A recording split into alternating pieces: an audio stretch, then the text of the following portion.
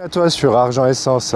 Alors aujourd'hui, le sujet du jour, c'est est-ce que tout le monde peut être entrepreneur? Nous allons voir ça ensemble aujourd'hui.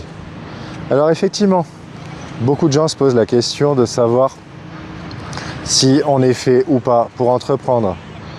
D'autres gens se disent, bon bah c'est peut-être aussi biologique. Alors on regarde tout ça ensemble.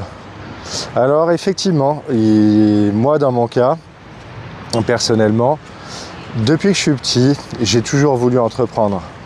J'ai toujours eu des rêves assez grands et des ambitions assez élevées. Depuis gamin, j'ai toujours pensé à vouloir de belles voitures, avoir le pouvoir. C'était bizarre, mais c'était comme ça. Et effectivement, dans mon cas, j'ai démarré moi mon premier business quand j'avais 12 ans au collège.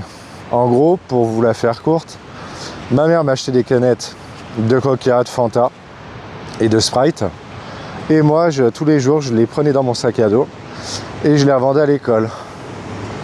Ça a bien fonctionné, si bien que par la suite, qu'est-ce que j'ai fait? J'ai acheté des chocolats. À l'époque, c'était des Raiders, c'était pas des Twix. C'était vraiment... c'était la marque de l'époque. J'ai pris des bonbons aussi, que j'ai revendus. Et ça a duré à peu près 5-6 mois. Jusqu'à ce que l'école me convoque et me dise, bon Fabrice, il faut arrêter ton commerce, c'est fini. On a monté un stand. Maintenant, tous les enfants pourront acheter des croissants, des boissons. En gros, je m'étais fait balayer. Ce fut ma première expérience et mon premier échec, disons, dans le business. S'en suivi après d'autres petits business en achetant, en revendant des choses.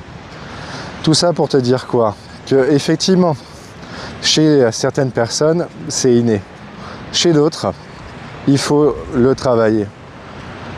Oui. Pourquoi? Parce que tout simplement, un entrepreneur, c'est quoi? Un entrepreneur, c'est quelqu'un qui va risquer.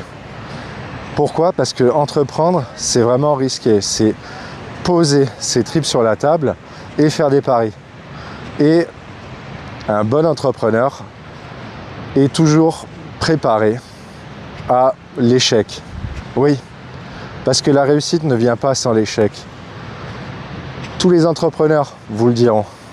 Et tout le monde est passé par des moments de succès, mais aussi par des moments d'échec, des moments de doute. Et en fait, c'est vraiment cette capacité à pouvoir s'adapter à la réussite et à l'échec, à vraiment cet ascenseur émotionnel qui fera que tu seras un entrepreneur. Et c'est pas fait pour tout le monde. Parce que le stress, les ennuis, les galères, c'est surtout là qu'on voit vraiment qui est un entrepreneur. C'est pas quand tout roule, quand vous avez tout déroulé. L'image qu'on a en général de l'entrepreneur, c'est quoi?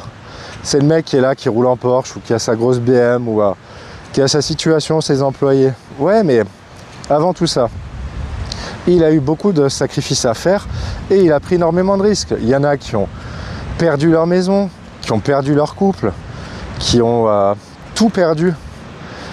Certains s'en sont remis, ont rebondi et les années suivantes ont remonté d'autres business et ont réussi, et d'autres ne se sont jamais relevés. Oui, l'entrepreneuriat, c'est un marathon. Malheureusement, tout le monde n'est pas gagnant. C'est pour ça que, à la question savoir si tout le monde est fait pour entreprendre, non. Parce que, comme je vous l'ai expliqué, prendre des risques, c'est pas donné à tout le monde. Il faut vraiment, vraiment être maso pour être entrepreneur, je vous le dis. Parce que, entre les cheveux blancs que vous allez avoir, les nuits sans sommeil, à réfléchir, à trouver des solutions, tout ça, personne ne vous en parle. On vous montre juste la belle image de « Ah, je suis là avec ma grosse caisse, machin, j'ai du personnel, j'ai ma secrétaire, tout va bien. » Mais tout ça, c'est juste, c'est comme un iceberg. C'est que l'aspect extérieur. En dessous, il y a tous les problèmes. Les salaires à payer tous les mois pour vos employés. Les charges, vos fournisseurs. C'est un stress journalier. Et ne crois pas qu'entreprendre, c'est, tu vois, d'être comme moi là, maintenant à l'heure actuelle, en bord de mer et à profiter des voyages. Ça viendra après. Au début, ça sera travail, travailles. Il faudra ne pas compter tes heures, bosser comme un fou, être acharné. La réussite ne fonctionne que comme ça. Alors oui, certains diront non, mais tu peux faire des business en ligne, tu peux te lancer. Bien sûr, tu peux. Mais ne crois pas que tout va te tomber tout cuit dans le bec et que l'argent va tomber miraculeusement du ciel. C'est faux. Tu seras obligé de travailler. Et un entrepreneur, il travaille 2 fois plus qu'un autre. Et ça, tu dois vraiment en prendre conscience. C'est pour ça que l'entrepreneuriat n'est pas fait pour tout le monde. Tu vois où je veux en venir? C'est qu'il va falloir poser tes tripes et te battre. L'entrepreneuriat, c'est la guerre. Et il faut être prêt. Il faut vraiment être prêt pour la guerre. Et après, au bout de quelques années, eh ben, tu récolteras les fruits. Tu auras une aisance financière, ton business fonctionnera, tu pourras prendre le temps de voyager où tu veux, tu pourras avoir justement cette liberté. Mais pour ça, il faut déjà te lancer. Donc, si tu as des questions par rapport à l'entrepreneuriat, si tu as des idées, tu ne sais pas trop dans quel business, branche te lancer, mets-moi un petit commentaire et puis on regardera, on fera un nouveau sujet de vidéo sur ça.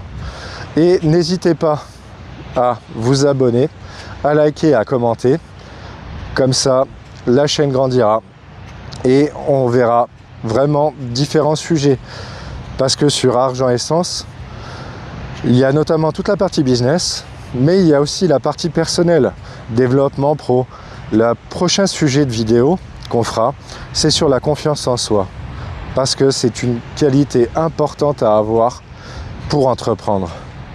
Je vous dis à bientôt sur Argent Essence et passez une bonne journée. Ciao!